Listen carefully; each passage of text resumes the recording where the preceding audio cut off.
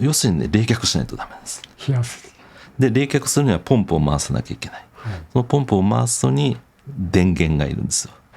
電気がいるんですよ。はいはい。だからこの電気が止まると原発は暴走する。こんなもの代物は原発ぐらいしかないんですよ、うん、なんか故障した時とりあえず、ね、コンセント抜いちゃうスイッチ切ったりコンセント抜いちゃうととりあえずなんか何でも止まる方向になるじゃないですか、ですよね。原発は違うんです。電源取っちゃうと暴走する方向に行っちゃうんです。だからこれが原発の急所なんですね。皆さんこんにちは。宮崎智美の考えるラジオの始まりです。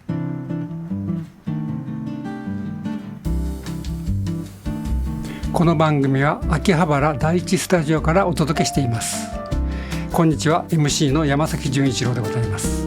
今日のストーリーテラーは宮崎智美さんです。よろしくお願いします。どうぞよろしくお願いします。今日はどのようなお話をしていただけますか？今日はですね、福島原発事故で露呈した原発の急所ですね、軍事目標になってしまっている。こういう話をしたいと思います。急所が軍事目標になっている。はい、はい、もう福島原発事故というのは2011年3月11日の東日本大震災、はい、この時に起きた東京電力福島第一原子力発電所の事故のことです。はい、この時はですね、もう複数の原発がメルトダウンをして、そうですね、あるいは爆発をしてという、そういう大惨事になりました。はい、で多くの人、もう15万人以上という人が一時、家を失って避難しなきゃいけないという事態にもなりました。はい、今なおその、原発事故の後処理は続いています。廃炉作業は続いています。そういう原発事故が起きたんですが、この時にやはり原発の弱さって言いますか、急所というべき点がこう露呈したわけなんですけども、それがこう軍事的にですね、その原発の弱さ、急所を狙う軍事行動というのが、このところ立て続けに起きたっていう話をしたいと思います。はいはい、で、原発というのはこう事故につながったら大変なことになる物質を扱ってるんですけども、一番何が問題かというと、とにかく冷やし続けなきゃいけない。原発っていうのはですね、冷やし続けるのをやめると、核分裂が起きていなくてもですね、どんどん熱を持っていって、燃料が溶けたりして暴走していって、いろいろ爆発とかに至るという、そういう、ものなんですね。なんで冷やし続けなきゃいけないのかというと、もともと原子炉っていうのは核分裂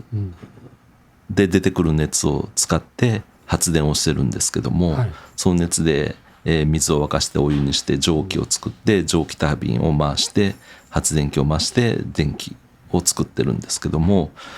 その核分裂が止まった後もですね、核物質はですね、崩壊熱というのを出し続けるんです。崩壊熱。はい。核分裂は止めるんですよ。何かあった時には止める。で、止める装置はあるんです。制御棒と言いまして、この核燃料の間にガーンとスクラムって言って差し込んでですね、で核分裂を起こすそもそもの物質、中性子っていうのがこう、ウラン235にぶつかってこう核分裂が起きるんですけど、その中性子が飛び交うのを、その中性子を吸収することによって止めてしまう。でこれで核分裂っていうのは起きないように瞬時に起きないように、その中性子を吸収する物質で制御棒っていうのを作ってあるんですよね。いろんな何種類か、ハフニウムとかカドミウムとかっていう、そういうもので中性子をガンと吸収して、で一瞬のうちに核分裂反応は止めるんです。だからそこで出てくる強大なエネルギーはそこで発生しないにはできるんです。はい、一瞬にしてもう瞬時にスクラム起きて、もう1分も経たないうちに核分裂反応ははいストップって核分裂反応は止めてるんです。それなのにその後も冷やさないとダメ。それが難しい。余熱じゃないそれは崩壊熱っていうんですけど、ちょっと化学科学的な話になるんですけど、こう核分裂っていうことはウラン235がパコンと2つ割れるわけじゃないですか、その割れたものっていうのは不安定なんですよね。不安定な物質で最初テルルみたいなものができたりするんですけども、テルルで不安定っていうのはちょっとその物質にしては中性子を1個多く抱えすぎみたいなそういう不安定になってる。それを陽子に変えなきゃっていうので変えて、中性子1個が陽子1個に変わるんですけど、で別の物質になるんですね。テルの次だから要素に変わるんです。要素に変わる。あの時は放射性要素っていうのは、言葉ありましたね。甲状腺がんを引き起こす、ありました。人間の喉の近くにある甲状腺に放射性要素がたまると、そこから出てくる放射線によって、甲状腺がんを引き起こすっていう、そういう放射性要素に変わって、で今度はキセノンというのに変わって、今度はセシウムっていうのに変わって、セシウムっていうのも土壌汚染を長く引き起こすということで、よく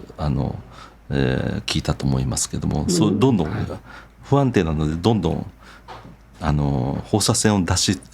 ながら変わっていくんですか。ベータ線という放射線を出しながらベータ崩壊っていうのをしていくんです。で、こうテルル要素、キセノン、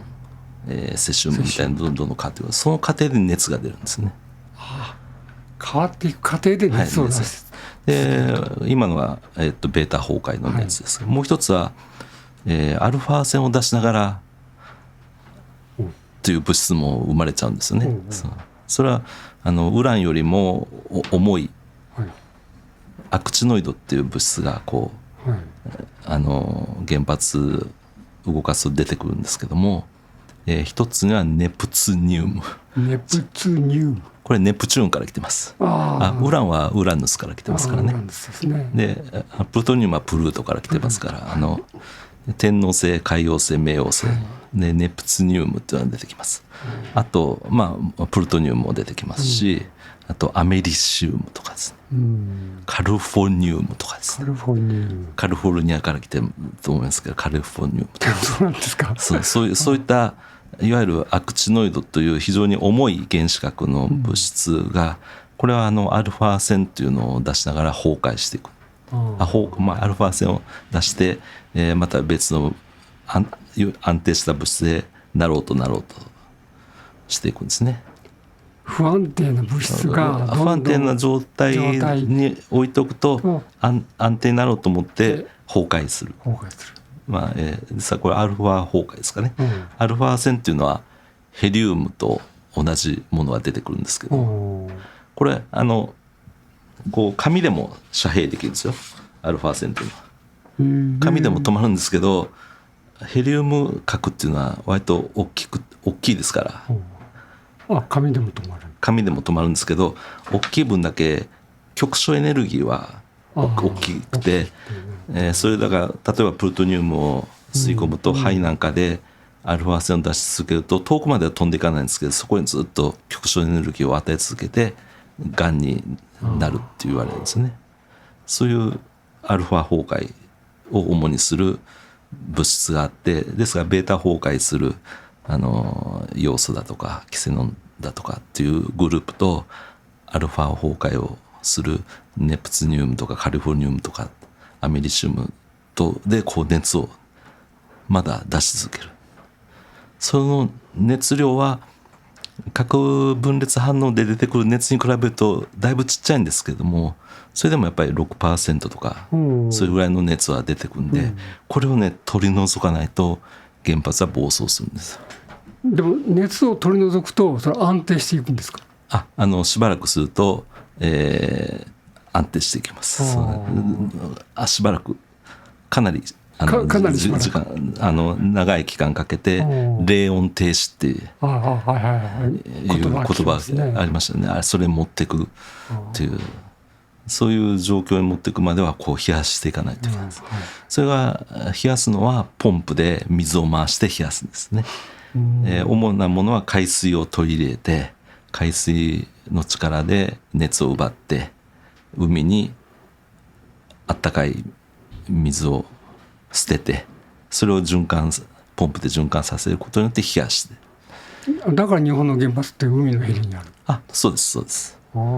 海辺にあります。そうですね。でヨーロッパ、フランスとかチェコの原発は川にあります。川にもあります、海にもあります。チェコなんか川しかないですね、内陸国ですから、川でやってる原発もありますが、日本はそれに耐えるだけの大きな川っていうのはないですね。ちょっと余談になりますけど、今フランスとチェコの川岸の原発では危機的っていうか止めなきゃいけない状況にあるんですよ。これ川の水位減ってるからですか？今の状況では熱波で水温が上がっちゃって冷却機能が落ちて、去年ですか一昨年ですかは水位が下がって、異常気象で雨が降らなくて、水位が下がって水を取り入れなくて止まったりしてましたけど、今年は熱波で40度とか言ってますからね、フランス。要するにね、冷却しないとダメなんです。で冷却するにはポンプを回さなきゃいけない、そのポンプを回すのに電源がいるんですよ。電気がいるんですよ。だからこの電気が止まると原発は暴走する。こんなもの代物は原発ぐらいしかないんですよ。なんか故障した時とりあえず、コンセント抜いちゃう、スイッチ切ったりコンセント抜いちゃうと、とりあえずなんか何でも止まる方向になるじゃないですか。ですよね。原発は違うんですよ。電源取っちゃうと暴走する方向に行っちゃうんです。だからこれが原発の急所なんですね、電源で。今原子炉の中の温度が上がっていく、これを冷やさなきゃいけないというので電源は絶対いるっていう話ですけど、もう一つ冷やさなきゃいけないものがありまして、使用済みの核燃料。それも冷やさなきゃいけないんですか？これもしばらくの間は冷やさなきゃいけないんです。しばらくってどれぐらいなんですか？燃焼度合いにもよるんですけどね。で福島原発事故はね、実はこれが一番危なかったんですね。使用済み核燃料が冷やせない問題というのが、メルトダウンでも大変でした。原子炉建屋が水素爆発したのも大変でしたけど、一番危なかったのは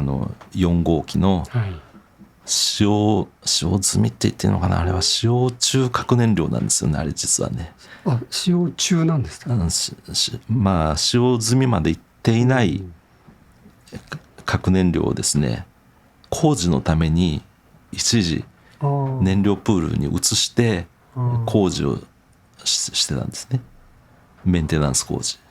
シュラウド取り替え交換工事っていうのをやってたんですけど、ですから、使用済みより使用中なんで発生する熱量多い。これを一時的に燃料プールに置いて、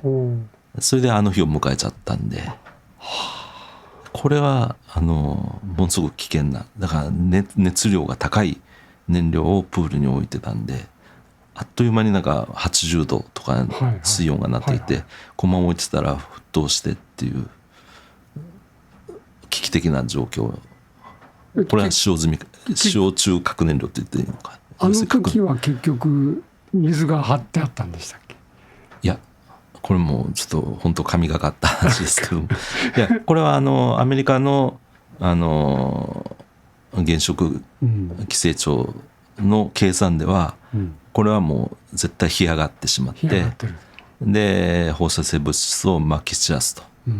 で彼らは50マイル下がれ、なんかすごかったですね。80キロ下がれですから、日本は20キロしかですけど、彼らは4号機のプールの温度上昇を一番危険視してたんですね。これはたまたま3号機から出てきた4号機に回り込んだ水素が爆発して4号機は本来爆発する要素はなかったのに爆発してでその時に、これもたまたまさっき言ったシュラウド交換工事のために原子炉の上に水を張ってたんですよね。普段は張ってないんですよ、その工事をするために3月9日の工事のために張ってた水があって、で工事成功してたら抜く予定だったんですよ、で工事失敗したんですよ3月9日ジグっていう取り出す器具のサイズが合わずに、シュラウド交換する機械の設計ミスで、シュラウド交換ができなかったんで、そのまま水を張ったままにしてたんですよね、原子炉の上に、でそれが3号機から流れ込んできた、水素が4号機の中で爆発して、その溜めてた水がちょっと板がずれてちょろちょろ燃料プールの中に流れ込む状況になって干上がる、アメリカの計算だったら干上がる、時間でもなぜか水はあったというなんかヘリコプターから水面が見えたってそうですね、ありましたね、でそういうので、80マイルでもあれ本当燃料プールがの燃料がメルトダウンしていたら、いわゆる東日本全域が避難しなきゃいけないんじゃないかという、ですよね、そういうレポートまで出てたわけですからね、それぐらいこの使用済み燃料、たまたま4号機については使用中と言ってもいいかもしれない、要するにその燃料プールの燃料っていうのも冷やさなきゃいけないっていう、ですからこれがいわゆる福島原発事故でもともと科学で考えれば分かる話なんですけども、実際にそれが起きて危機的な状況を招いたっていうことがこう露呈したわけですね。で今回それをですね、軍事目標という行動が立て続けに起きたっていうのが今日の話なんです、で一つは5月17日、これはですね、今戦争してるのはウクライナとロシアですよね、でもう一つが、アメリカ、イスラエルとイラン、なんですが、アメリカ、イスラエルとイランの戦争はですね、イランが反撃してるのはですね、別にアメリカ本土に爆撃してるわけじゃなくて、アメリカの基地がある湾岸諸国を攻撃したりしてますよね。でその一つが UAE、アラブ首長国連邦ですね、ここの原発が攻撃されました、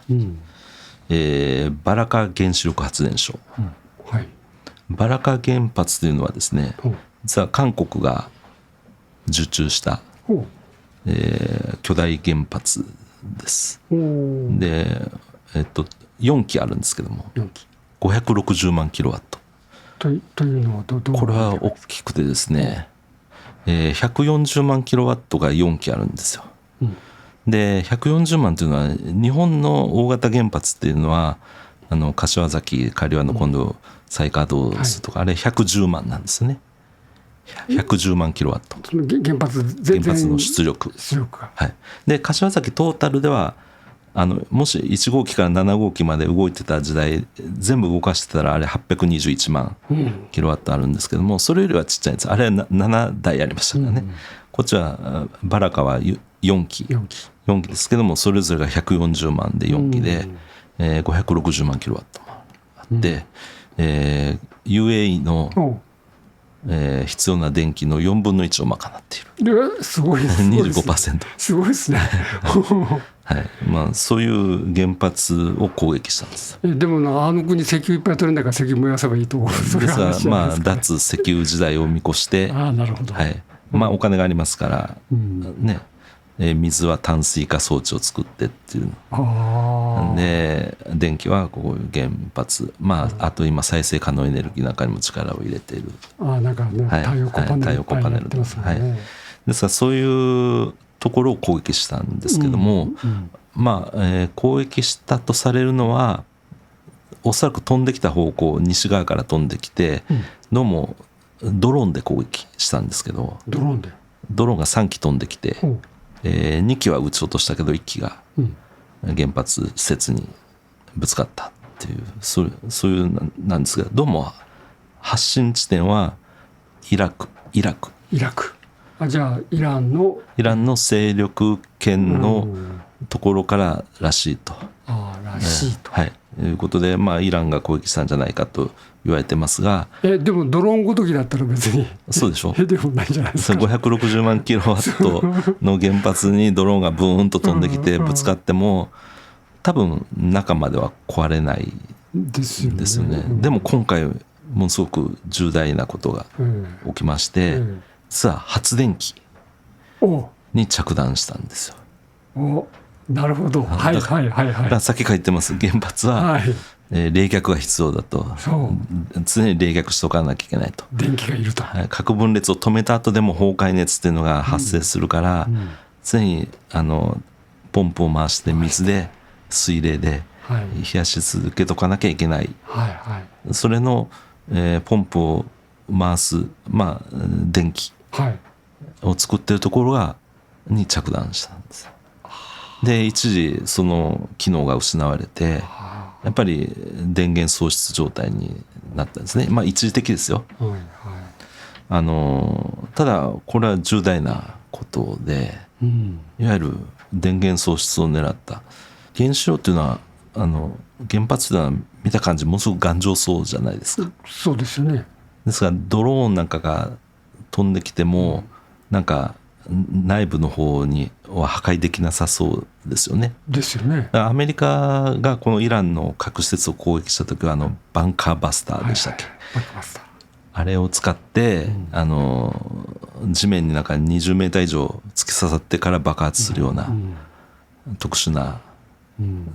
銀行の地下金庫を爆発するっていうネーミングですよね。確かにそういうので地下にある核施設を攻撃 して、ああいうのだとコンクリートも貫通しそうですけども、ドローンで攻撃、普通原発本体にはできないけども、今回やったんですよね。だからそれ狙ったのが発電機と、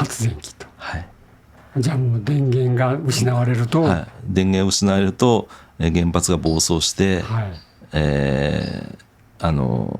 いわゆるメルトダウンまで行く、あるいは爆発するっていう、水素爆発するっていう、そういうところだとドローンで狙えるっていう、でそれを今度実行しちゃったわけですよね。いやちょっとまあ不謹慎かもしれませんけど、とてもコスパのいいですから狙い方ですね。大きな戦略爆撃機みたいなのを持たなくてもいいし、そんな特殊な爆弾を開発しなくても、もう相手の原発を暴走させるっていう、まあ、イランは核兵器を持とうとしてるのかもしれませんけど、彼らは持つ気はないと言ってますけど、今ウランを濃縮したりせっせとやってますからね。ただ核兵器持たなくても相手の核施設を暴走させるっていうのにつながりかねない攻撃を今回そういうことですね、やったわけですね。でこれにはIAEA が声明を出しまして、これにはグロッシ事務局長ですね、この攻撃に対して、ものすごく容認できない脅威だという声明を発表しました。まあ現場も視察に行ったみたいですよ。そのバラカ原発グロッシ事務局長が行って、で実際発電機の設備が壊されているのを見て、これもう下手をすると数百キロの範囲で放射性物質がばらまかれることにつながると、これは本当容認できない脅威だという、そういう声明を出しましたね。電源がもう喪失しちゃって、冷やせなくなって、でも放射性物質がばらまかれるという。やっぱり巨大原発ですから560万キロワット級の巨大原発ですから放射性物質はもう数千キログラムぐらいあるんだそうです。数千キログラム。数千キログラム。ウランがですね。ウランが。はい。何十トン。数十トン。いや数トンですね。数トンか。数トン。数トン。数トンですね。はい。数トンあるってことですね。はい。5、6トンとかすぐらいあるってことです。それかなりのものなんですね。いやもうそんなすごい量ですよ。原発のはちょろ分裂させるんで、そこから大量の放射性物質がある。それが一つで、そうこうしてると今度6月7日にですね、今度はウクライナの昔チェルノブイリっていう原発があった大きな事故が起こした、あそこに無人機攻撃っていうのがありまして、あそこ止まってんじゃないですか。いやチェルノブイリはもう止まって石棺っていうか石の棺桶ってやってますけど、ちょっと私もなんでチェルノブイリなのかなと、思ったらちょっと15キロぐらい離れたところに、使用済み核燃料を貯蔵する施設っていうのが作られていまして、そこに攻撃してきた。なるほど。さっきの福島原発の話でやっぱり使用済み核燃料、この、核燃料というのも実は冷やし続けなきゃいけないものですけど、そこが貯蔵施設、そこへの攻撃っていうのがありましてですね、で、これは実は日本と同じような状況で、日本もその貯蔵施設っていうのはこの間稼働しましたよね。青森県むつ市中間貯蔵施設っていうやつ、なんでそういう貯蔵施設が作られたかというと、ウクライナも日本も理由は一緒でして、各原発で出てきた使用済み核燃料が各原発で溢れそうになってる、もう置き場がない。で最初は冷やさなきゃいけないし、やっぱり厳重な管理して置いとかないといけないんですけども、日本だともう原発サイトですね、福井だとか新潟だとかそういったとこいっぱいこう溜まってきたんです、でそのうち東京電力と日本原子力発電の分だけむつ市に貯蔵する施設を作ったりして、なんとか置き場がない問題を解消しようとしてるんですけども、ウクライナでも同じようなことが起きていて、使用済み核燃料ちょっと前まではロシアに持って行ってたんですよ。ロシアに再処理してもらって、使用済み核燃料ね。じゃあ今ロシアと今ロシアと戦争状態ですから引き取ってくれないんで、溢れそうになってると。それでそれを集める施設を作ったら、そこに無人機が飛んできたと。で残骸を見るとシャヘドっていうやつでロシアが使ってる無人機なので、ロシアからの攻撃だろうというのはまず間違いないんですけども、そこを攻撃した。ロシアは核保有国ですから、大きな爆弾も持ってますけども、こういったもので無人機で一気でこういったところを攻撃してきたっていうのが6月7日に起きまして、これも IAEA が声明を出して、停止を要請というか、核施設の攻撃をするのはやめるようにっていう要請を出したんですね。だからいわゆる極めて憂慮すべき事態が立て続けに起きているということです。ですからもう、核施設を攻撃するのは今までだと、強力な爆弾を持っている国しかできないのかなという感じでしたけど、今はいわゆる原発の弱点が露呈している今はですね、そういったところさえ攻撃できれば、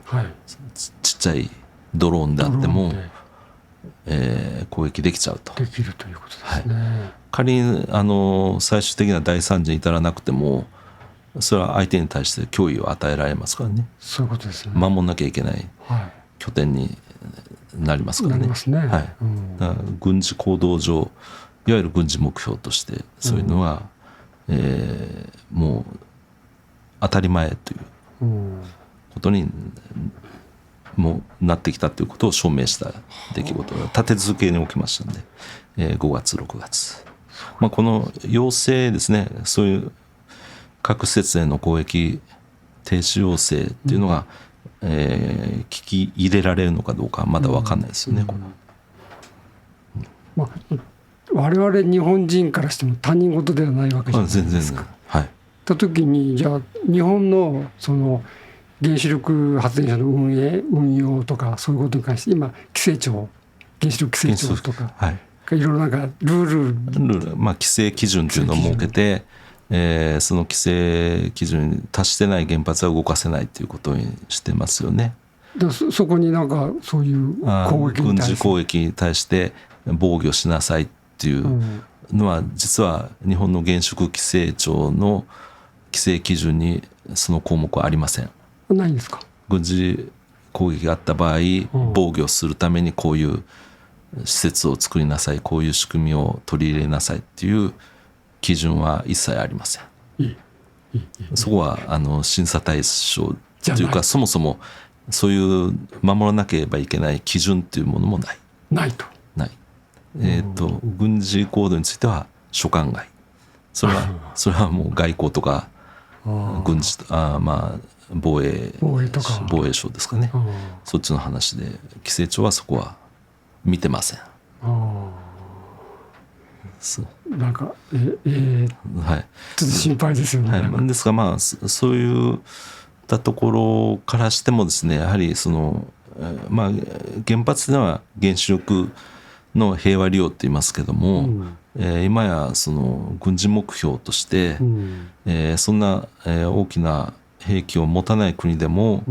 攻撃して相手に打撃を与えられるんじゃないかと思われる、実際にその軍事目標として使われているという時代に入ってしまったということですね。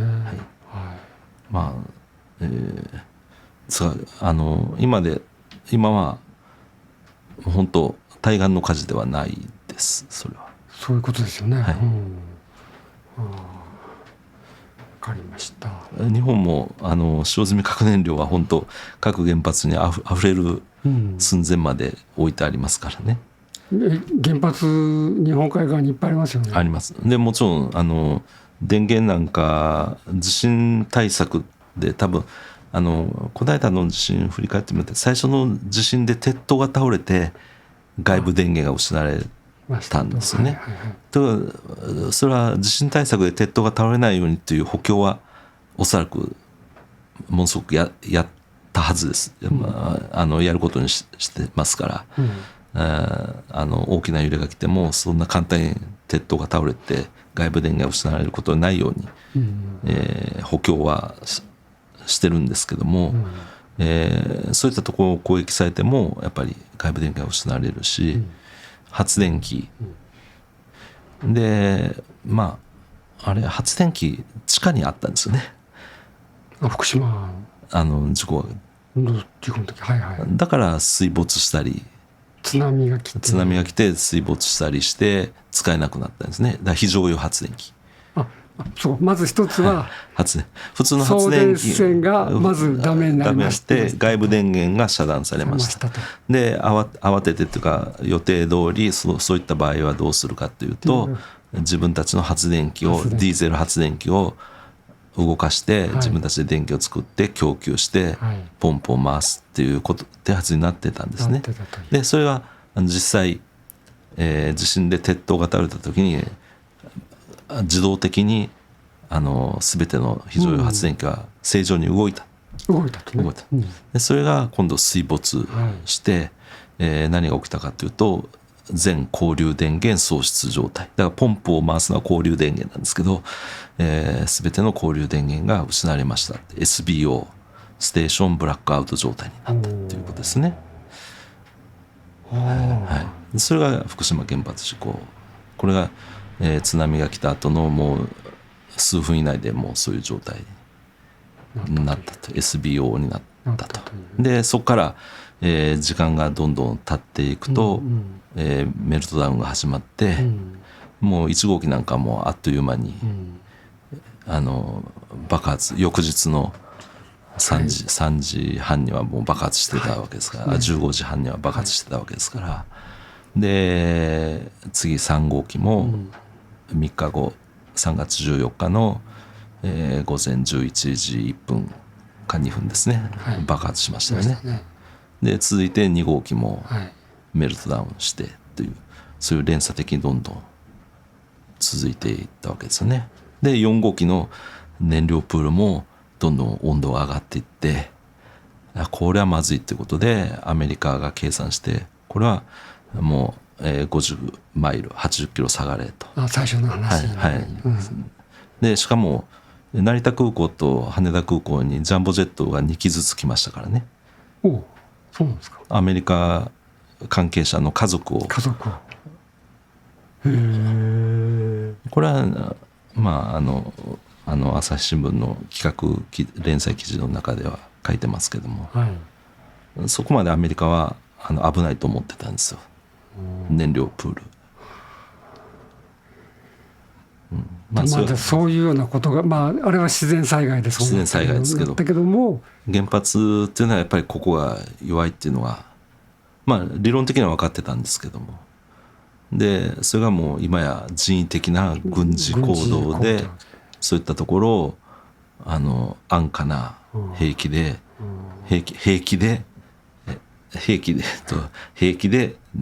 ってくるという時代になってしまう。いや恐ろしいな。ですから何度も申し上げますけど、原子力の平和利用っていうのは、本当にこのいざ軍事作戦戦争が起きた時に、ものすごく危険なものになるということ、あるいはイランなんかでは彼らが本当に核兵器を持たないとか言ってますけど、ウランの濃縮度合いからしたらですね、核兵器を持とうとしてい